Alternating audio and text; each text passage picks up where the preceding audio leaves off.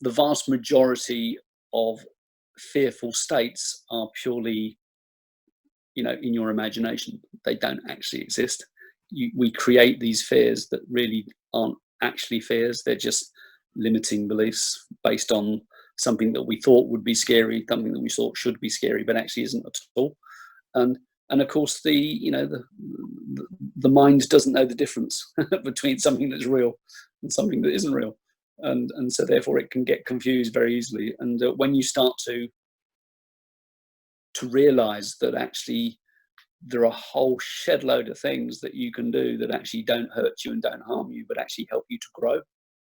Um, it just enables you to take on far more things in life without worrying about the consequences. Because many people put off all sorts of opportunities in their lives because they feel fearful, or they feel inadequate, or they feel vulnerable, or whatever. Not realizing that that's the stage that you have to go through in order to come out the other side stronger.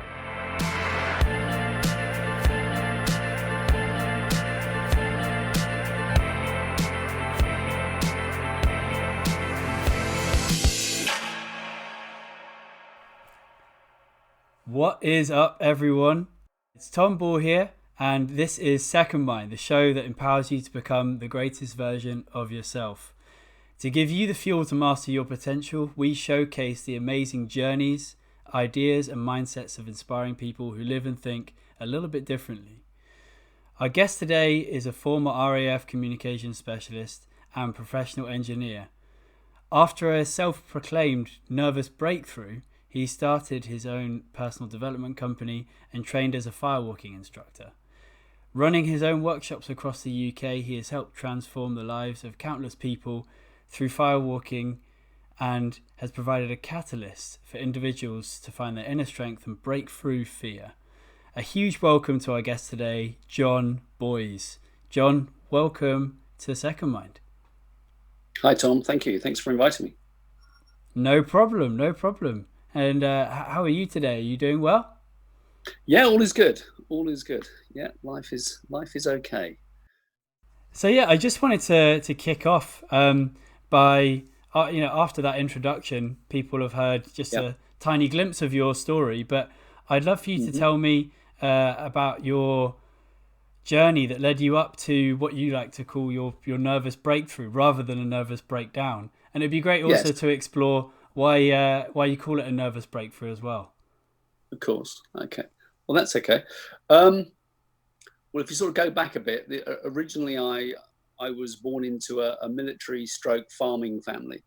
So I had to make a decision just as I was sort of due to decide what I was going to study and where I was going to go with my life, um, about a career. And as you probably remember, it's not always easy to remember to make that right decision. So rather than going into farming, and I was the sixth kid, so there wasn't going to be much employment opportunity in the farm, I decided that I would seek something else a bit more exciting. So I decided to go off and seek my fortune, see the world, and join the Royal Air Force. uh, the fortune bit didn't quite work out in the Royal Air Force, but at least I did get to see the world. Yeah, and it was a very, very interesting combination of duties that I carried out in the military. Started off with working with a couple of ex-merchant Navy officers who were running and coordinating a search and rescue centre down in Plymouth. And that was really interesting. That was literally my first job from having graduated from training. And that was really great fun. And then I spent about the next 5.5 to nearly 6 years in the military, in the Air Force, traveling around doing various different things, and ended up in a lovely island called Cyprus. And that was way back in 1974. Would you believe? Goodness me! And it was the year that the Turks decided to invade the island. So there was me thinking I was on this beautiful paradise island for 3 years. I was in a rock band, guitarist, having a great time.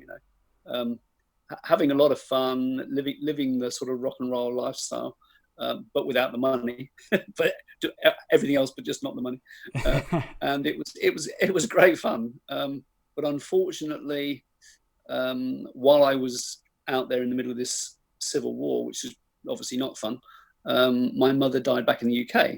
So I had to try and find a way of getting back pretty quickly, because it was a couple of days. It took a couple of days for me to get to know that she'd passed away. So there was a bit of a lag between, my father contacting my commanding officer and me actually getting back.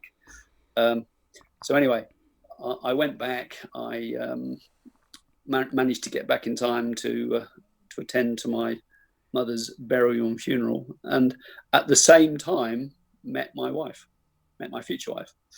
She was currently going out with an ex-RAF mate, and I decided that she was far more suitable for me than him, so I gave him the boot. And we you met her. We've been together for a long time, ever since, actually. So we got married in 1977, and then we've been married ever since, and enjoyed our various career journeys ever since. The dream team. Yes, indeed. And we were both from farming backgrounds, because her father was a farmer. So there were lots of mutual interests. That she loved horses, I loved horses. She was adventurous, I was adventurous. So yeah, we had a lot of fun. And then we both had to make a decision about careers. So I had to decide what I was going to do when I left the Air Force. Whilst part of being in the military is pretty grim, obviously, because it's we're at the end of the day, we're soldiers first and foremost. And there's no such thing as a good war. All wars are horrendous. The various different things that I did while I was in the military were quite exciting and quite adrenaline filled. And so to come out of that and go into a civilian job was going to be a bit of a leap of faith, really, to know what to choose. So I decided to stay in engineering, because I was in communications engineering. So I went into general engineering, stayed in that for about 25 years, progressing up through the different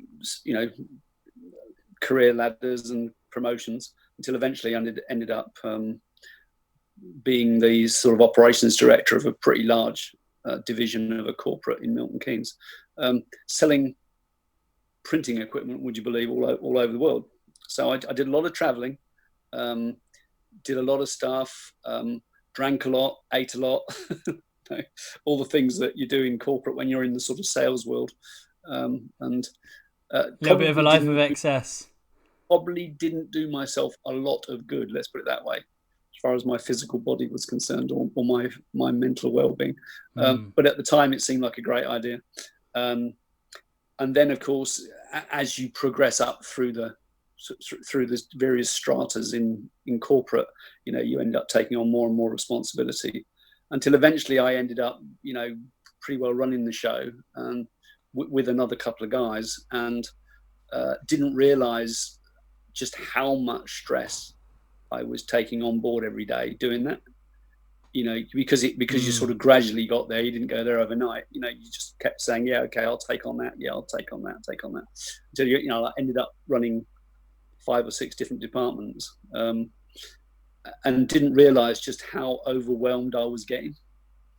And that's when I really started to think, there's probably a better path to life than this. So I need to go and find out what it is. And so that's what made me sort of get into the personal development world. Yeah, I had been involved in it for quite a long time. Even back in Cyprus, I had been involved in meditation and yoga and various other things in order to sort of quieten the mind down a bit from the war. So I sort of dabbled in various types of personal development. But it was the sort of final straw, really, was around about 1998, when I decided that I needed to go and find something else to do. So I went to something not dissimilar to the Osha Lila retreat. Yeah, it was a 4-day retreat, and discovered a whole new way of thinking, a whole new way of seeing the world, and a whole load of tools that I didn't know existed up until that time. And one of those tools was doing a firewalk. There were three guys running it, all dressed in black, with head mics on, you know. And of course, as an ex-military guy, that sort of reminded me a bit of the special forces dudes, you know. But as it happens, they were actually modeling themselves on the Matrix, not on the special forces, which is quite cool. They have the trench coats as well.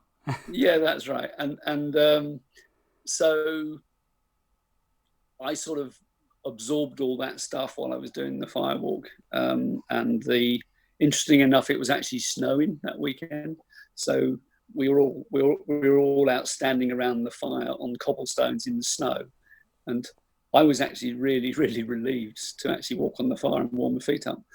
So it was quite an interesting experience, my first firewalk. But the firewalk, and along with a lot of the stuff that I shared with you in the seminar that that I presented, which I've developed myself over the years, I just discovered there were a whole load of other ways of looking at the world, looking at how other people interact, looking at what's possible, what I could do.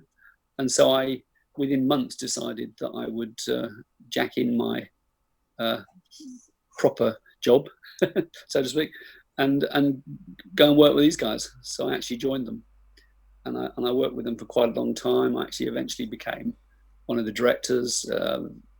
For a short period of time, I was the managing director of that company, and just got more and more into the personal development world. And one of the problems with some personal development organizations, and I got trained by a lot of different personal development masters, is that some of these guys can be a little bit, what's the word, narcissistic. Yeah, okay. Egotistic. Yeah. And I came across several fairly egotistical, narcissistic people that were sort of putting it out there that they were the gurus, that they were going to change your life and all the rest of it. And in fact, were probably doing more damage than good to the people that they were training. And that brought up quite a lot of deeply buried negative stuff in me. Yeah. Which we all have. We all have some stuff from either our childhood or from, in my case, from losing my mother and the war and et cetera, and some of the experiences of that. And it sort of brought up a lot of that stuff. And I just carried on doing lots of great seminars myself and supporting other people doing seminars. And I was getting a load of stuff out of it. But what I didn't realize is I hadn't actually dealt with some of my own deeper stuff that needed to be dealt with. I hadn't dealt with it, faced it, got rid of it. Yeah. And I got an opportunity in 2010 to go and co-facilitate a retreat out in Turkey. And it was an interesting retreat. It was by a guy called Jason Vale. And Jason Vale's the juice master. And he does a very intense detox week. Yeah. So you literally are living on juices for a week. Okay. With no other food at all, just juices. Yeah. And mostly fruit juice as well. So very, very high sugar, pretty powerful to be doing that for a whole week with no other food. When you spent the previous 50 odd years eating conventional food, So my body went into a bit of a rebellion. It was also probably getting on for 35 degrees. It was a really, really hot summer. So you can imagine, you're in basically what was not dissimilar to a military boot camp where you're getting up at 6 o'clock in the morning. You're having to choose a sport. So I chose five-a-side football, which was probably not a good idea considering that it was a celebrity retreat. Most of the people on it were your age, yeah, who were very, very good at sport and very fit and considerably faster and younger than me. Yeah. And so I overdid it a bit, I think, in my zealousness when it came to being competitive. Pushed myself probably a bit further than I should have done. Got probably quite severe heat exhaustion because we were outside in the sun most of the time from probably about 6:30 in the morning till probably 8 o'clock at night. We were outside pretty well all the time. So I probably got heat stroke, if the truth be known. I'd also was going through this massive detox, and they did warn us that because we were purely on fruits, that our body would probably kick in at some stage and rebel, and it definitely did that. But the other interesting thing was that we were on we were split into two teams, right? And each team was very highly competitive. These are celebrities, so they're all very, very highly competitive people, right?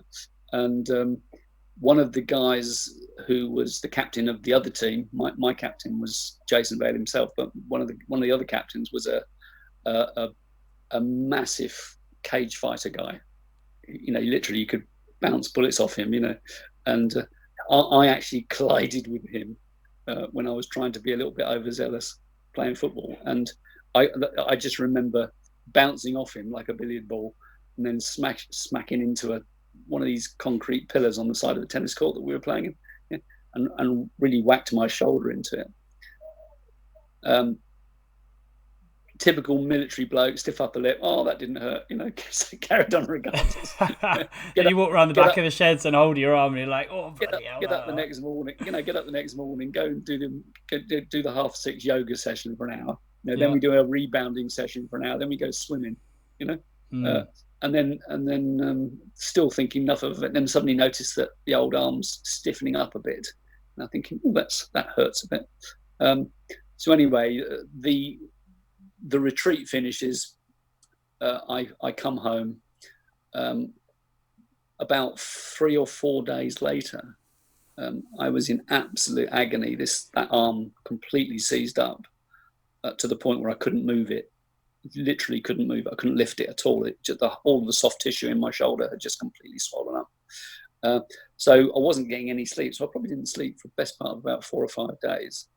So I was getting more and more stressed, more and more anxious. I detoxed. I was suffering from heat exhaustion. I also had a very painful shoulder. And that was the day that my body and my mind actually decided that I probably overstepped the mark a bit. And that was when I went into a complete and utter meltdown, which I refer to as my nervous breakthrough. And it taught me a lot of things. It taught me a lot about Jon Boys and about the real me, and that we have to pay attention to who we are, and we shouldn't pretend to be something else to everybody else just to make ourselves look good. So, in other words, when you're in your 50s, you probably shouldn't be competing with people that are in their 20s in a sport that you haven't played for 30 years. When you've seriously hurt yourself, you should rest. Yeah. Et cetera, et cetera. So I think what it taught me was a big lesson in ego. And it seems like you also came from the spaces you were in before, being in the military and then also being in engineering or the corporate world. It seems like there was not much space in those areas for vulnerability. So then if you're going through a journey where that is becoming more important and recognizing your own vulnerability, then it kind of catches you off guard, I guess, because it's something that you hadn't really observed before in your own life. Absolutely. And also, of course, showing vulnerability is not something that you're trained to do when you're a leader, although it is now, which is a good thing, but certainly back then it wasn't. And you're absolutely right. I mean, it was probably the biggest lesson of all was it's perfectly okay to not be perfectly okay. Yeah. It's okay to be vulnerable. It's okay to feel your feelings. It's okay to not feel great. And, just because you don't feel great doesn't mean to say that you aren't great. Does that make sense? No, totally. Yeah, so there was a big lesson there, and it also made me wake up to a few other things as well. Like to start looking after myself and getting fit and doing yoga and getting back to doing a lot of the things that I hadn't been doing. And doing far more with regards to the firewalking and the training and all that sort of stuff. And so I got a lot more involved in that, and then started getting involved with helping some other people train firewalking instructors from around the world. And all of this stuff has sort of led me to just discover an awful lot more things about myself that I'd sort of buried and hadn't allowed myself to experience before. And I figure it's when you have those times of self-reflection and stillness that you can let those things come through, and also just acceptance of where you are at that point in time. Yeah, I think that's the biggest one of all, actually, Tom, is the acceptance, just allowing yourself to feel whatever it might be, vulnerable, painful, stressful, whatever. Any of all of the above, they're all just emotional states that we all go through from time to time. And some people fear them a lot more than others, and so therefore just won't feel at all. So they avoid vulnerability, they avoid feeling their feelings at all costs. Has working with the firewalking changed your relationship to fear? Yes, I think there's several things that I've learned from that. One of them is that the vast majority of fearful states are purely, in your imagination. They don't actually exist. We create these fears that really aren't actually fears. They're just limiting beliefs based on something that we thought would be scary, something that we thought should be scary, but actually isn't at all. And of course, the mind doesn't know the difference between something that's real and something that isn't real. And so therefore it can get confused very easily. And when you start to realize that actually there are a whole shed load of things that you can do that actually don't hurt you and don't harm you, but actually help you to grow, it just enables you to take on far more things in life without worrying about the consequences. Because many people put off all sorts of opportunities in their lives because they feel fearful, or they feel inadequate, or they feel vulnerable, or whatever, not realizing that that's the stage that you have to go through in order to come out the other side stronger. Yeah. You know that from snowboarding. Absolutely. My journey through extreme sports has been an interesting relationship with fear, but actually that I feel like there are lots of different types of fear in our lives, and you might be extremely good with sort of the physical primal fear of, like, throwing yourself, diving off a cliff, or doing a big like set of stairs on a skateboard, but actually when it comes to a social situation you might be absolutely terrified. So I think someone might come across as very confident in one aspect, but everybody has their own fears. They do, absolutely. But also I think that when you do something as powerful as like the arrow break was quite a powerful metaphor. When you do something like the arrow break, that can quite often release a lot of fears that we have around vulnerability. The walking on glass, that they all have their place in helping people to realize that a lot of the things that we limit ourselves through fear actually aren't real. We can overcome them, we can break through them, we can move on, and we can do way more things than we ever thought we could do. And that's why I love the massive breakthroughs that people make on the seminars. You experienced a few people in the room having some fairly powerful breakthroughs where they were pretty well forced to confront the vulnerability that they thought that they had, that they feared going through. And you just give them the opportunity to just go through it. And guess what? They're still alive, they're still breathing, and they're stronger for it. Exactly. I think the fear, like during the process of your workshop, for those that haven't been to one of your workshops, we placed an arrow on a very like soft and vulnerable part of the throat, and then we broke the arrow by pressing our our throat and the arrow against a block of wood. So snapping an Yeah. arrow with the pointy bit pointing towards your throat. And Yeah. a lot of people had the knee-jerk reaction of thinking, no, that is totally not something I would ever do. And lo and behold, 5 minutes later, or 10 minutes later, everyone in the room has broken that arrow, and it was a really uplifting experience for them And all. the energy in the room just like tripled, didn't it? Yeah, it was fantastic, and it sort of built up to this big crescendo at the end where people got to do the firewalk. But the energy was so high, people Yeah. were in such a confident and powerful state by that point. But the amazing thing is that the the exercises that you do, they are just unlocking what is inside of everyone already. You didn't Yes. give them anything new. You No. just showed them a part of themselves that maybe had been behind some smoke for a little Yeah. bit of time. Yes. Totally. Mm. Absolutely. I mean, the answers are underneath our nose, always have been. Yeah. Yeah, yeah. Yeah. Yeah. It's just unlocking some of that stuff which has been limited by your own limiting beliefs, and or fear of doing stuff that you think is going to hurt you or going to in some way damage you. You know, Mm. it's powerful stuff.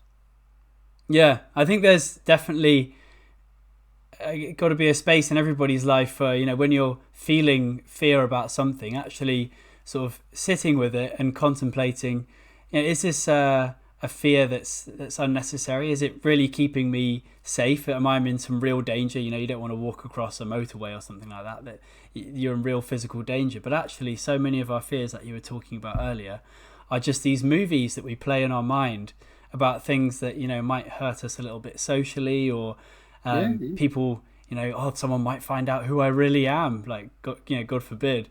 It's Yeah. yeah, a lot of fears I feel for people are really held by just not letting themselves be It naturally themselves. Yeah, I mean, it never ceases to amaze me.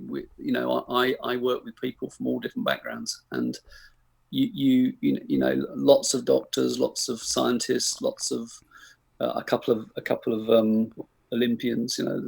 People who you would consider to be massive achievers. Who've Mm, overcome so many different objectives and so many different barriers in order to get where they've got. Yeah, and yet they still have this core vulnerability that they haven't mm, overcome, which is what they're still seeking, and yeah. and in fact, sometimes you find that people who are incredibly, it'd be like you were saying about, you have no issues whatsoever in, throwing yourself off a mountain in the snow on a small piece of plank, yeah, but you might be terrified at having to address a group of peers or a group of strangers at the front of the room, yeah. Mm, Um, and when I get people like medical doctors and professors and people like that, who you assume are the master of their trade, and then you find out, of course, that they're just like everybody else. They're just human beings who've got all the same fears as everybody. mm. And so it doesn't matter whether you're a little kid or whether you're retired or whatever. We all have these capabilities that are locked up that need releasing. Mm. And I really sorry, I really enjoyed the labeling that you gave for the sort of voices that you're speaking about. Everybody's having fears. The term you gave it was the shitty committee.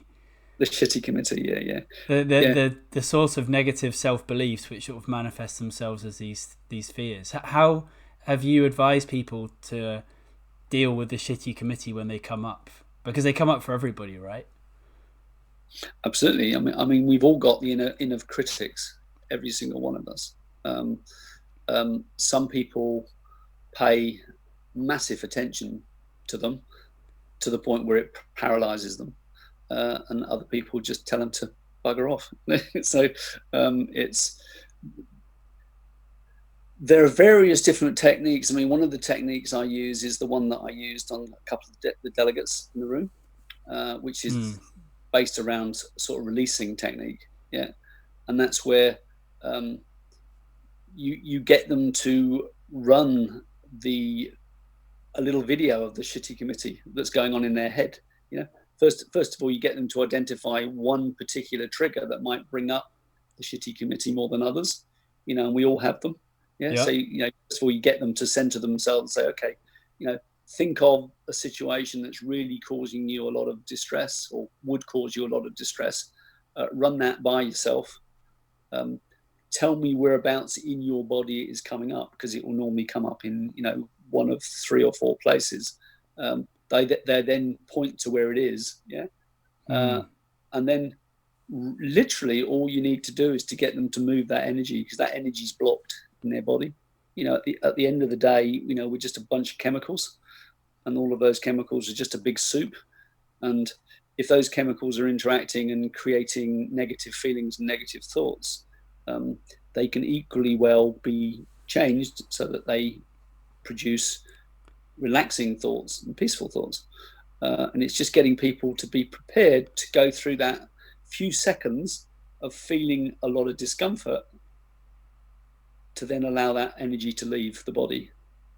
We're all an open system. We all breathe in, we all take in food, take in liquids, and obviously we then get rid of them. So we're an open system, and we've got this energy that's just coursing through our bodies all the time. And a lot of people will take interaction of energy, which then creates an emotion, which then creates a bad feeling, as reality, when in fact all it actually is energy. It's emotion, energy, emotion.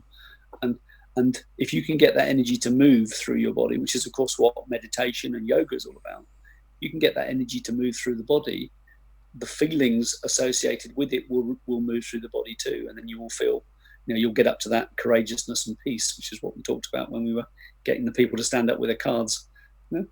Yeah. So there's that technique. There are lots of different techniques to achieve the same thing. I tend to use EFT, which is tapping, emotional freedom technique, because it helps to get people to go into their body and out of their head. Because quite often what happens is, if we don't want to feel a feeling, we just go up into our head and think. Yeah. And you can't think a feeling. You have to feel the feeling, right? So the reason for the tapping is to get them out of their head and back into their body. And then they have no choice but to feel that feeling. And that's what I did with 2 or 3 of the people in the room, was get them to really get in touch with their body and what their body was telling them, and then process that feeling and just allow that feeling to leave. And then, of course, once the feeling is gone, a horrible emotion that's associated with it is gone as well. That's a very simple technique. Actually, it needs practice, just like anything else. Your snowboarding is made up of lots of simple techniques that are all brought together to make it look easy when you do it. But if I tried to do it, I'd be flat on my face. So it's the same thing with the release technique. It's the same thing with breathing techniques. It's the same thing with meditation. You have to practice it on a regular basis to become good at it. Yeah, I feel like a lot of those practices are like, I like to use the analogy of it being in the gym and sort of building muscle or something like that. When you see like the bodybuilders, like they go in on day one and it might be quite a small person, but then they don't get super muscular on the first day. They're in there for months and months, and it's all about consistency. But you do get those incremental steps every single time, and I think that's very important. Yeah, and one of the great things about doing something like the seminar that we did together is it affects the whole person. So it doesn't just affect one part of you; it affects all of you. So you can come out of there feeling that there are a whole host of new opportunities and possibilities that you can now go and try. Because if you can do that, what else are you telling yourself that you can't do that actually you could, if you just applied yourself? Yeah, it's amazing. People will have these emotions and thoughts that come up quite regularly because they haven't maybe given them time to breathe and process, and they start to internalize these as themselves, and they start to think of themselves as these thoughts and these emotions. But actually, you were talking about the soup earlier, and the soup keeps on churning. So it's something that's ever changing. You've got to let that flow and realize that you are a limitless being, essentially. Anything is possible with people, and all they have to do is have the belief. And I think what your training does really well is connect people back to their belief system and believe in themselves. I think in terms of a human rocket fuel, belief is the best thing we have. Yes, absolutely. Absolutely. And I think at the moment, there's a massive need for that in the educational system. Is that this stuff isn't taught. We're taught that we need to be academically special. We're taught that we need to have all these so-called academic skills. We're not taught about emotional intelligence. We're not taught about the need for being able to relax and switch the mind off when it needs resting. And in fact, there are now so many other addictions which didn't exist prior to social media, which are now caused by social media and the overuse of it, and that need for recognition by the wider world. The need to having all the likes, the need to have all the friends. And it's all complete and utter bullshit. I appreciate that social media has its place, and it's also quite a powerful marketing tool, etc., and it's a great way of keeping in touch with a whole load of people at the same time. But I also think that because the human species is still pretty well the same as it was from thousands of years ago, it struggles to cope with this technology. It struggles to cope with that amount of information, with that amount of conversations, with that amount of interaction going on simultaneously in basically what is still quite a primitive brain. And people don't have the time to just be themselves, almost in like a semi-bored state, because you feasibly, if you have a smartphone, until your battery runs out on the phone, you can consume endless content on the laptop. And I guess we're in the age now of the Netflix binge, which is the epitome of how things are at the moment. But it's interesting relating that to what you said about people maybe not having as much emotional intelligence as they once did, or maybe having a sort of muffled understanding of it. Something that I've definitely experienced, and I only grew up sort of half in the age of social media. I'm sort of one half in, one half out. But it's there's this need for a transference of some of these things that aren't taught in school about life, the universe, and everything, and emotions and thoughts. But actually, we're not giving the space for those conversations to happen because so much of our life is based around technology now. It's a lot of kids I see nowadays. Well, so if you go to a large urban area, a lot of kids are on their phones all the time, and when they're with their parents, and they're actively trying to escape those situations. But I think those relationships, especially from younger to older, they're very valuable. Yeah, I think so. And I think there's a big need for the stuff that we went through in the seminar in schools, is to get in and do that stuff in schools and teach personal development and emotional intelligence to young kids, so that they can make slightly different decisions about who they think they are and what they're capable of. Rather than based purely on SATs tests, which tend to freak the hell out of them because it's so intensive. It's so intensified, isn't it? The way that they're now measured and judged, it must be quite frightening. Yeah, totally. I mean, I was kind of a little bit in that system, but it seems to have intensified quite a lot now. So I'm glad I got my exams done when I did. But yeah, I definitely think that there should be more space for things like at least like mindfulness and meditation in schools, even from a very like secular mindfulness place where it's just about focusing on the breath, because that's a technique that is working for so many people. It's quite inspiring actually to see the resurgence. Well, for me, it seems like the popularity of meditation is surging at the moment, especially with some younger people and people who are online because of it's a very simple but very, very powerful way of just getting yourself into a peaceful state. And of course inexpensive. Exactly. And you can be using that mindfulness technique can bring you back to the present, and it can give you a deep appreciation for things that you might take as quite simple. And I noticed that you have talked previously when I was in your workshop about gratitude. Yeah. And I wondered if you could expand on how you use gratitude in your own life and advising other people to give them a richer life. Well, like everybody else, I'm sometimes a bit remiss at remembering to be grateful. But I do tend to be a fairly, sometimes I would even go as far as to say over optimistic. Part of my personality type is that I'm a very optimistic person. But the downside to that is that when things tend to go in the other direction, it's quite difficult to cope with it, because when you're over optimistic and maybe slightly unrealistic about the world around you, and then suddenly the real world comes and kicks you in the nuts, it's sometimes quite difficult to be able to cope with that if it catches you unawares.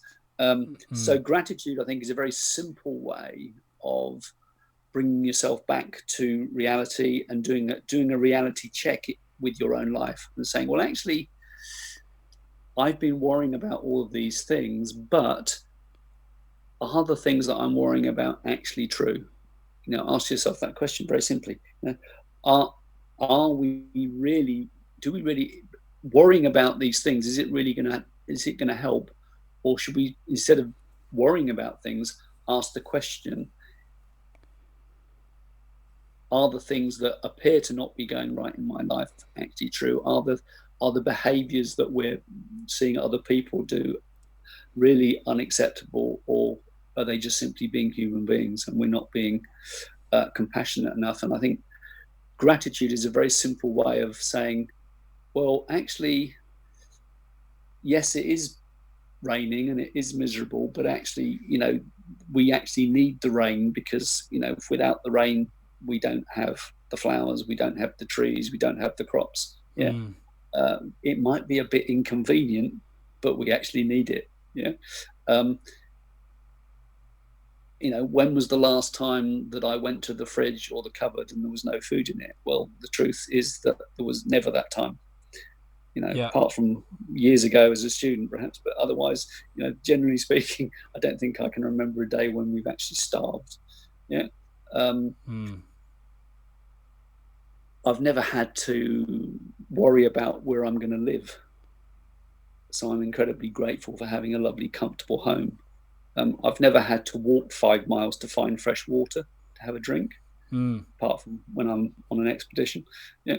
But, generally speaking, in my normal day-to-day life, I go up to a tap and I switch it on and water comes out of it. Yeah. Yeah. Millions of people around the planet don't have that luxury. I don't have to wake up in the morning and check to see whether my garden's been bombed or whether my car's been stolen or whatever, So there's a whole host of things, if we list them, that will confirm to us how lucky we are. And that's the power of gratitude. I'm very lucky. I've been happily married for a long time. I've got 2 amazing kids. They're both happy. They're both contented and fulfilled with what they do for a living. I have 2 snoring Labradors sitting in my lounge here with me. And that list is endless. It could just go on and on and on and on and on and on, right? But if I chose to, I could do the opposite, and I could just focus on all the things that were going wrong. And sometimes I do, and sometimes I have to pull myself up and remind myself that actually, I'm a very, very fortunate person. And the vast majority of us can actually create a pretty endless gratitude list. Yeah. And it not taking anything away from the poor people that aren't as fortunate and don't have a whole list of things to be grateful for. But everybody's got something to be grateful for, even if it's the fact that you were born in the first place. Because even that's a bloody miracle. The fact that we were actually chosen to be born is a miracle when you look at the statistics. Yeah, and yet we take it for granted. Just to have this human experience is a pleasure that we should really relish, and not only the good bits but the bad bits as well. I think those things provide the richness to the life. You got to have the shit. You got to have the bad bits. That's part of the wonderful life, the cycle of life. There's nothing that we can do about that, other than perhaps respond slightly different to it when we get a shitstorm. We can either respond to it in a really, really negative, frightening way, or we can just respond to it in a slightly more emotionally intelligent way and just say, oh, well, it will pass. Good times are around the corner, okay, I've learned from that.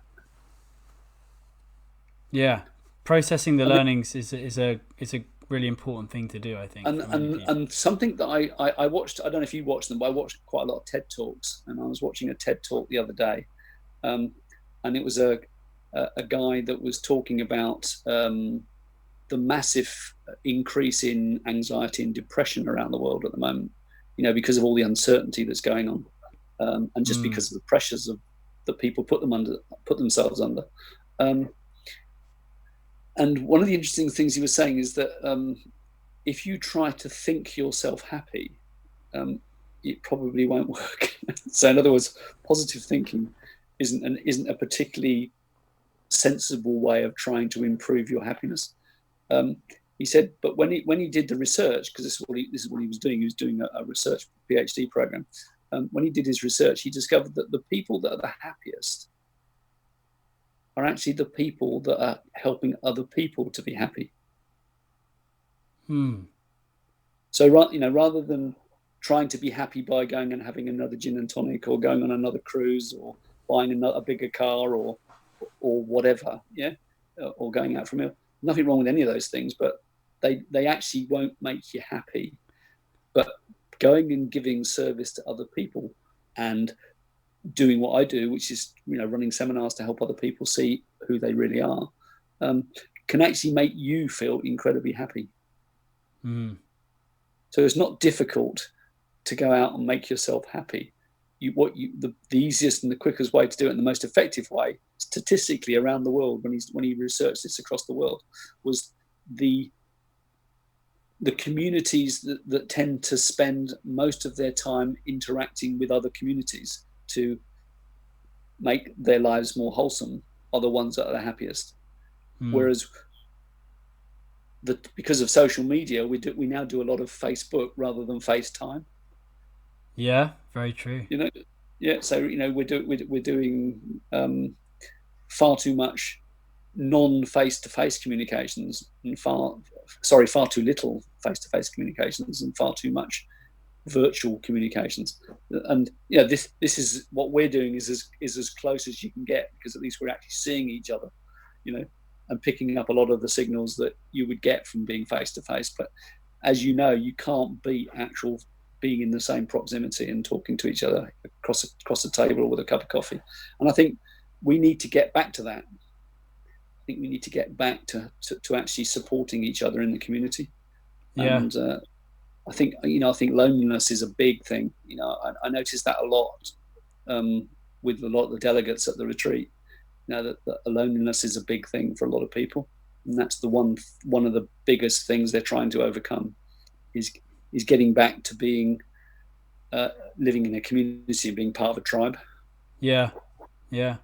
It does tap into sort of the primal thing of what it is to be human, which is maybe not a large quantity of relationships, but quality relationships. Absolutely. Where you're able to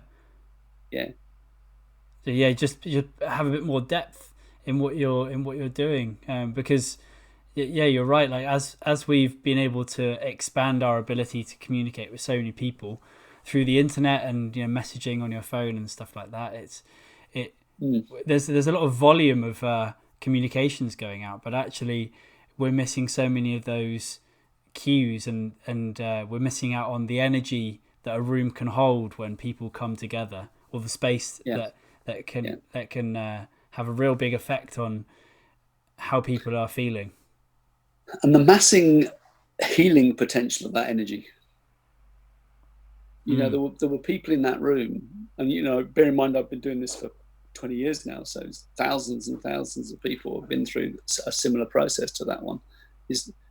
There were a lot of people in that room who were helped and healed by simply observing the individuals at the front of the room being helped and healed.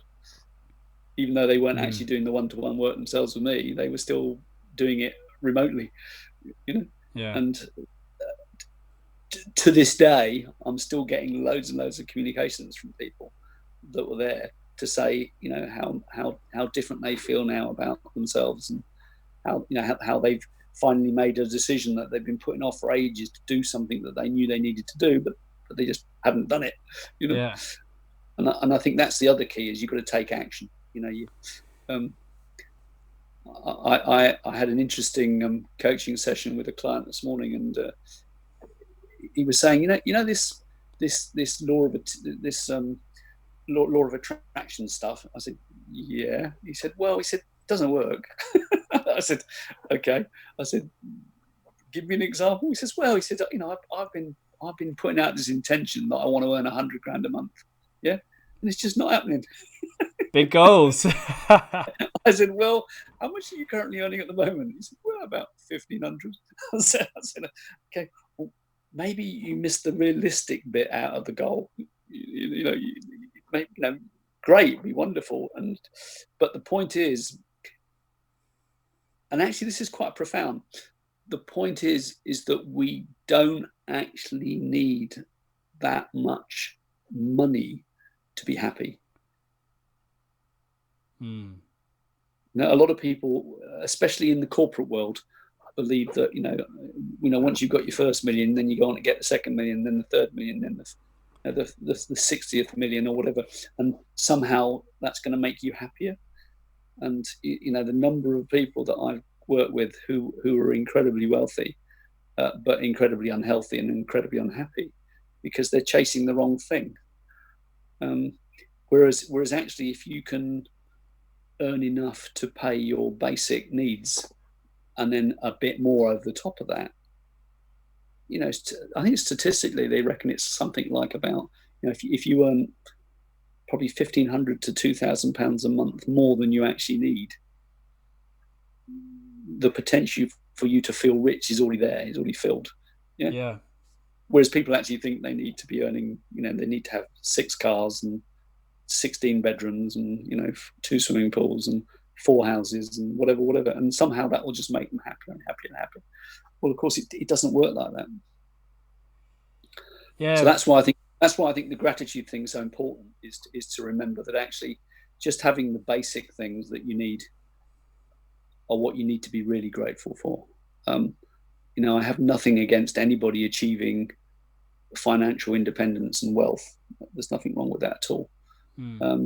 Providing it doesn't do a disservice to a load of other people in order for them to get it. Yeah. Or it's actually creating you know, a really negative sort of ego within that person, because they somehow think that because they've got what they've got, that somehow as a human being they are superior. And I've come across a few of those in my time. Yeah, it's interesting to think about everyone's relationship with money. And for a long time, I just sort of, like, money was this thing that was always there in my life. Well, sometimes not there, but that's sometimes the problem. Yeah, I know what you mean. But yeah, money's something that's been ever present in our Western society, in our lives, and actually to just look at it as a mechanism and a tool. It's quite interesting because some people manage their relationship with money to be very successful, and they sort of let it flow like their energy. So some people will, they're not sort of, you know, trying to hold on to money. They're happy to sort of let go of money and let it do good in the world and let it affect people around them positively.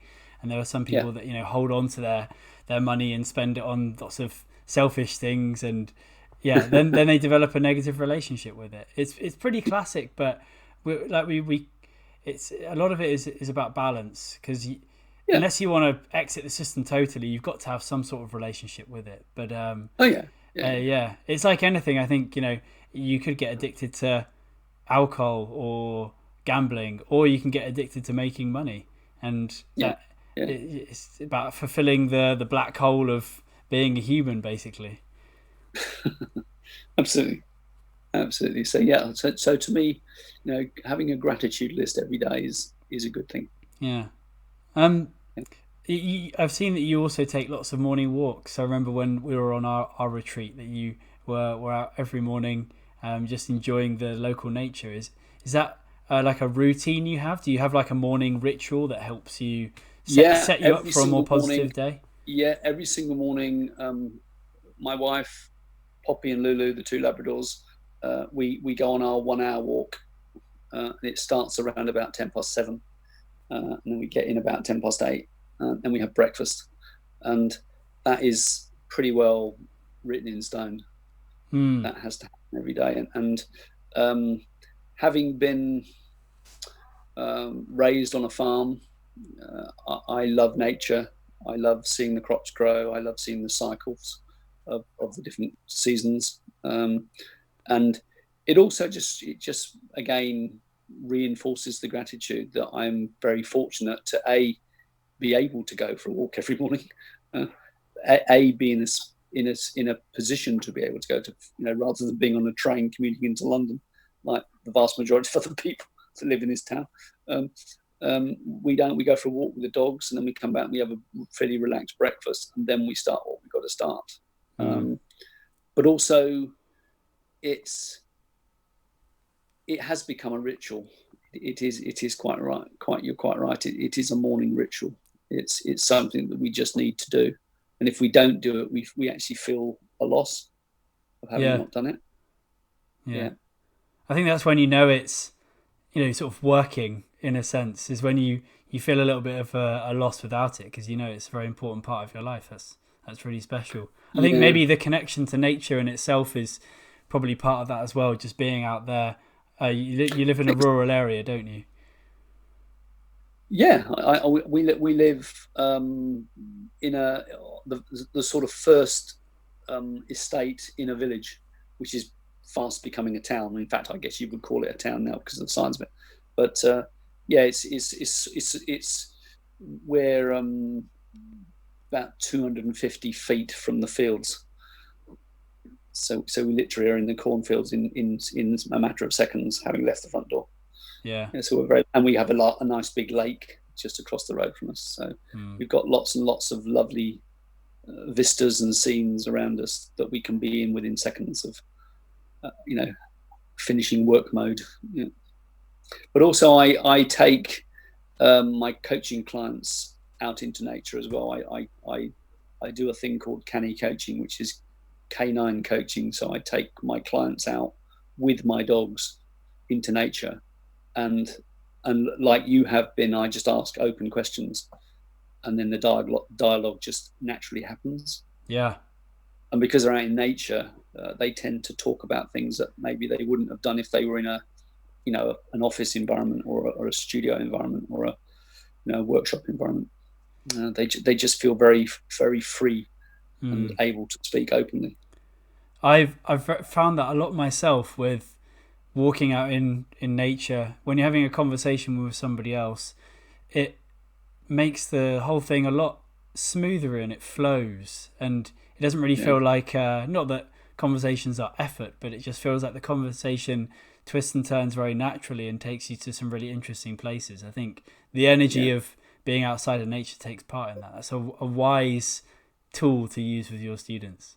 yeah. It's very healing. It's very healing, and also, from a business perspective, it's getting paid for taking dogs out for a walk, which is quite good.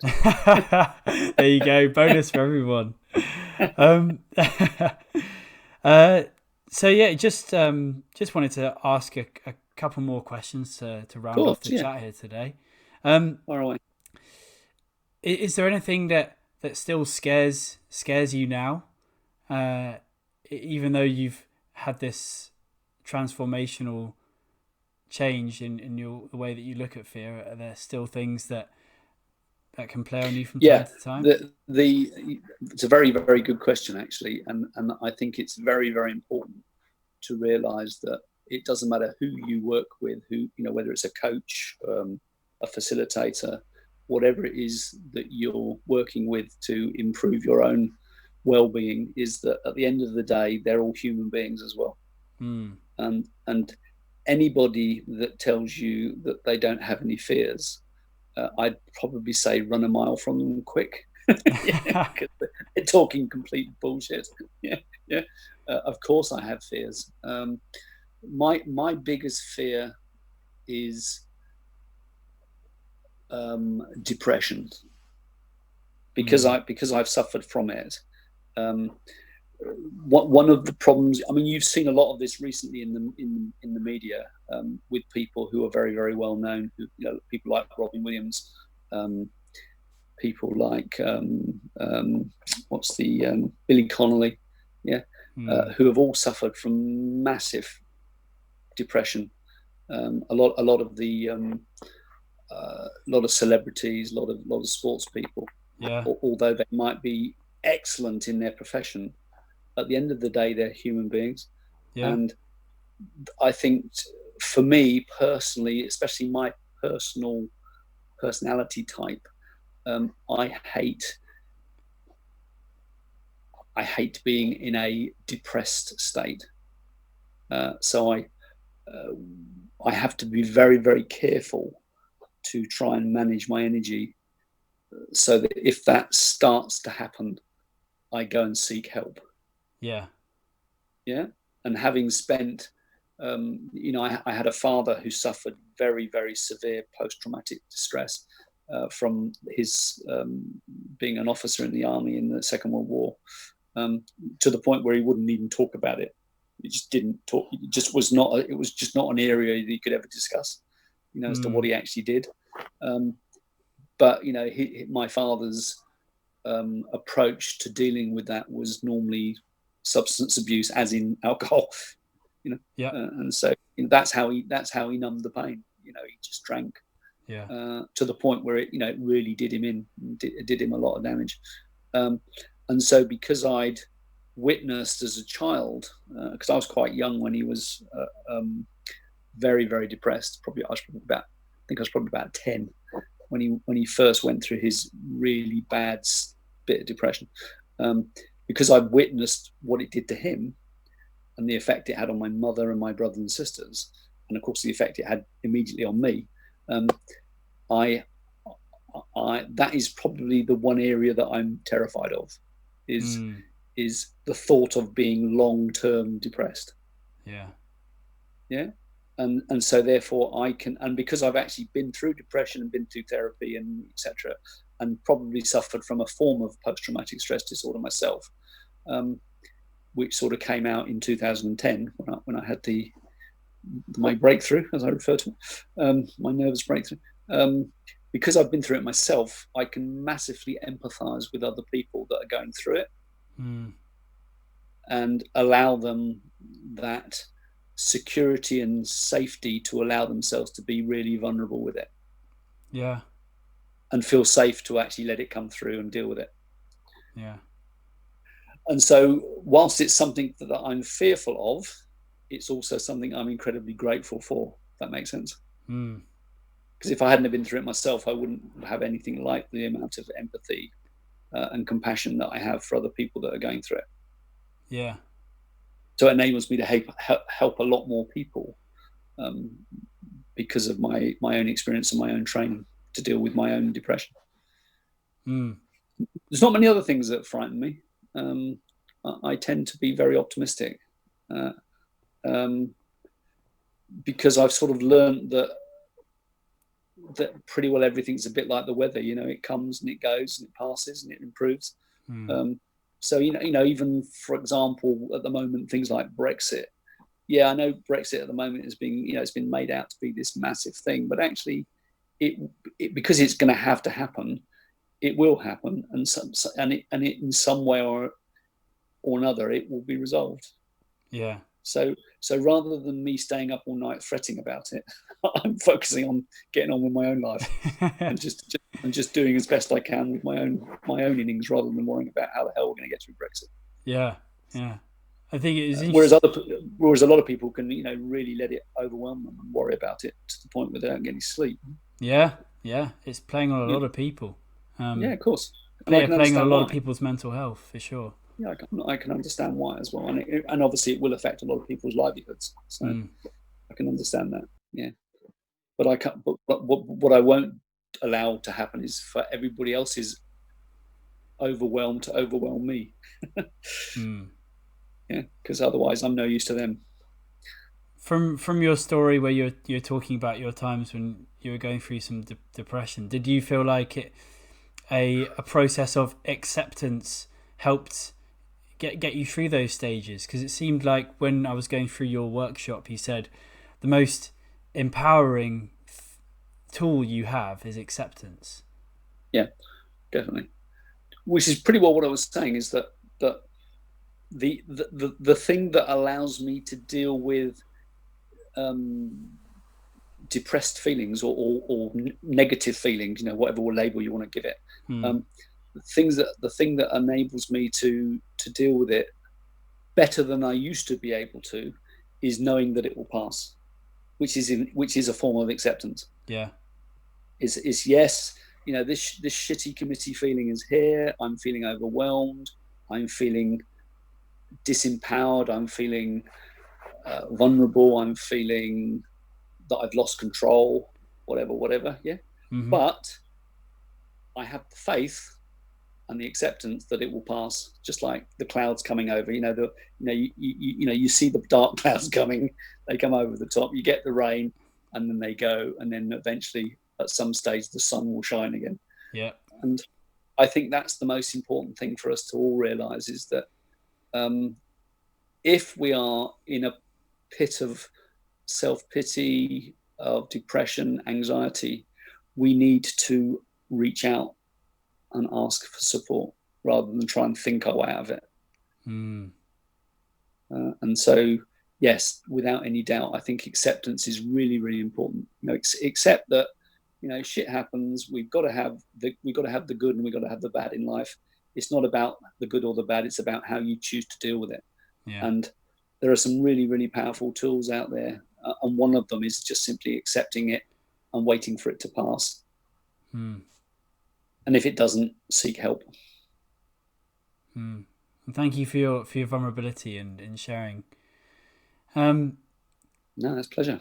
On a slightly different note, if you were a magical dictator of the world, if you were going to play God for a day, and you could change everybody's life to sort of give them one thing that they sort of had to do, like a practice or something that they would have to do for that day, and you could do it once for the whole world, what thing would you employ on everybody?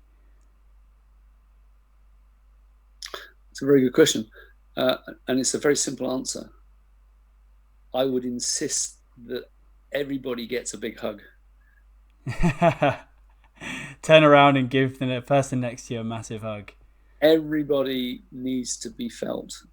Everybody needs to feel comfortable. Everybody needs to feel secure. Everybody needs to feel loved. Everybody needs to feel connection. And there is so much of that missing at the moment in the world that we live in. And I think that if you literally just did that, I mean, it's one of the most powerful things that we do in the seminars, is to hug each other, because people tend to forget to do that. We tend to do it with our immediate family, but we forget to do it to everybody else. Yeah. And I just think that showing that we care is so powerful. Just that simple. Even my Labradors, if my Labradors are feeling a little bit distressed for whatever reason, just go and give them a hug, and they just completely change their physiology instantly. And the little one, I've got a little one that's actually snoring and fast asleep on the settee, she's not actually supposed to be on the settee, I might add, but she seems to have decided that she's having a bit of therapy. And she loves to be hugged, and she loves to go and hug. She senses when people need to be hugged. Yeah. So animals have got, that's one of the reasons why I take the animals with me when I'm coaching out, because I can show people how they live in the moment all the time, and how they look after each other. The two of them really look after and nurture each other's needs, and so that would be my one piece of advice if I was, God Almighty for one day. It would be, right, guys, I want you to get outside, and I want you to go knock on every single house in your village or your town or your neighborhood, and I want you to offer them a big hug. No explanations, just give them a big hug. There's a lot of vulnerability in that, linking it back to what we were saying earlier. It's a very Massive, physically vulnerable thing to do, standing there with open arms. And it takes a lot massively of vulnerable. bravery to do that. Massively vulnerable, but you probably noticed that it was one of the most powerful things that I did at the end of the firewalk, was to be there for everybody after they came off. Because one of the problems with it is that when you come off the end of the fire, you can be so euphoric that sometimes there's only one way to go from there, and that's downhill. Whereas if I grab them while they're still being euphoric, and give them a great big hug, that energy is contained. Yeah. That energy is it's not only contained, it's transferred to me too, so I get some of it too. Yeah. So it's a selfish reason for doing it too. But I think that giving people a hug is so incredibly powerful. I can be having a really, really crap day, and everything can appear to be going wrong, and I will just get up and go and see someone and say, "Look, can I just have a hug?" Yeah. And it's a simple, it takes seconds, costs nothing. So important. We are very guilty in the UK as well of giving wet hugs, not very good hugs. When they do the sort of like shoulder to shoulder thing rather than really relaxing into it. Spend a good 30 seconds. Get a life, Brits. Yeah, I know. When I go to the international firewalking instructors seminars around the world, we do have the piss taken out of us about the way that we hug. Yeah. Because some of the, especially the Europeans, like the Italians, they all grab you around like a bear hug. Yeah. And then you have to have a kiss on the cheek as well. It's like the whole Monty. And we are very remiss when it comes to physical contact, Brits. It's just I guess we're islanders. I don't know what it's about. I think it's just, a lot of it's the old stiff upper lip crap. Yeah, it's a lot of social conditioning and these beliefs that are just sort of around as we grow up. But it's amazing to see how quickly they fade away when we bring around a new normal and a new way of thinking, and just allowing yourself to share a little bit of love with the universe and other people. Absolutely. So hugging is the rule. That would be my first amendment. You must hug everybody regularly. So before I ask my last question, is there anything that you'd like to share with people about connecting with you if they want to find out more about you off the podcast, or come along to one of your firewalking events? Is there somewhere where they can look for you online? If the best thing with me is just to connect with me on Facebook, really, because I do these Facebook Lives broadcasts where I take dogs out for a walk and use a few things. So I talk about a few things, and just basically talk about the things that we've talked about, really. Just share my views on the world and what I think might help people. And if anybody ever wants to have a chat, if anybody that watches this is feeling particularly vulnerable and just wants to have a chat with me, then they're more than welcome to just message me, and we can arrange that. Fantastic, thank you. So to finish off, if I gave you a magic phone today and said that this phone is the phone call to your 18-year-old self in the past, like little Jon Boys, and you had a 5-minute conversation, what do you think you would say to the younger Jon? Ooh, that's a very good question.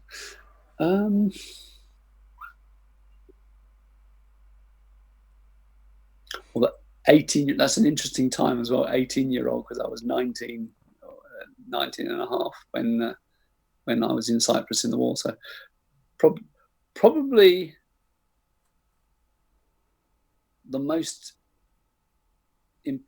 profound thing to say to the 18-year-old from me now, with my age and my wisdom and my experience, is that stop worrying about all of those things that you think are going to happen in your life, and purely focus on all the things that you you want to achieve, you want to do, and go do them. Don't put them off. Life is very, very short. It might, when you're 18, you think you're going to live forever. Yeah. When you're 63, you realize you don't. 18 was a long way away. So, don't worry about all of these things that you think may happen in your life. Every opportunity you get given, providing it's a positive outcome or it appears to be a positive reason for doing it, go do it. So, if you're handed an opportunity to go and do something that's fantastic, say yes and then work out how you're going to do it later. Don't put things off thinking, oh, well, I'll do that when all these things have been achieved. Just go do it. Yeah. Especially at 18. I mean, I think so many people get too serious too quickly. Yep. About life. 18 is a fantastic time to go off and explore the world. Maybe take a year off before going to uni. Yeah. Allow yourself so to play in the world. Yeah, and I think the other thing is that don't ever want to grow up. Don't grow up. Stay a kid. Just stay a kid. Always keep that childishness inside you all the time. Play with the world. Don't get over serious about it. Lovely, Jon. Thank you. Yeah, definitely. So that brings us to the end of the chat today. Jon, thank you ever so much for coming on to the podcast. It's been an absolute pleasure to chat with you today, and thank you for your vulnerability as well. Folks, please do make a mission of attending one of Jon's events with firewalking, or reach out to him on Facebook. I'll put the link to his profile attached to the podcast, so do reach out to him. He's got some really powerful teachings, as you've heard today, and I can testify that going along to his workshop, you'll be given some fantastic tools to really last you a lifetime that can withstand, the rigor of life and all the stuff that gets thrown at you. So yeah, everyone, you've been listening to Second Mind, the show that fuels you to be the greatest version of yourself. If you've enjoyed the discussion, please do like and subscribe so you can keep updated with all of the latest episodes and information. And your support is what drives the messages out to more people. So thank you all for listening, and thank you again, Jon. Thank you, Tom. Thanks for inviting me, mate. I really appreciate it. And obviously, thanks for facilitating it and having the idea in the first place to do it. I think it's a great idea. Fantastic initiative. No problem. Well, this is just me letting my life flow and just enjoying it. And keep in touch, mate. Of course. And thank you all. Stay true, everybody.